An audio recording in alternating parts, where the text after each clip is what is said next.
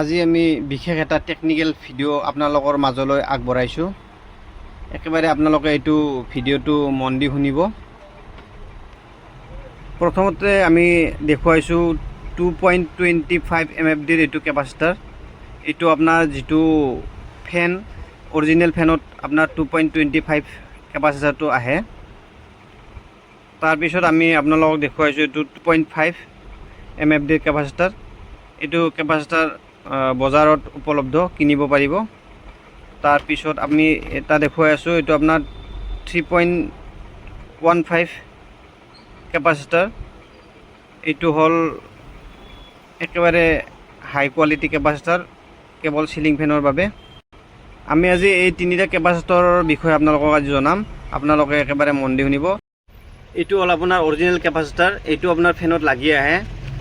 এইটো যদি আপোনাৰ ফেনটোৰ স্পীডটো কমি গৈছে তেতিয়াহ'লে আপুনি 2.25 কেপাচিটাৰটো লগাব।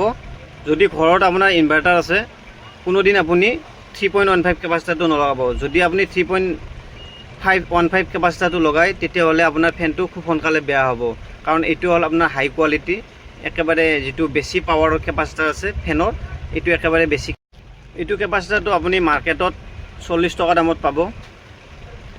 এইটো আপোনাৰ 50 টকাও লয়, কিছুমান 60 টকাও লয়, আমাৰ ইয়াতে 40 টকাতে পাব। এইটো লগালে আপোনাৰ ফেনটোৰ স্পীডটো বেছি ঘূৰিব, কিন্তু আপোনাৰ ফেনটো খুব সোনকালে বেয়া হ'ব। ধন্যবাদ। যদি ভাল লাগে ভিডিঅ'টো শ্বেয়াৰ কৰিব আৰু ছেভ কৰি ৰাখি দিব, আপোনাৰ ভাল হ'ব।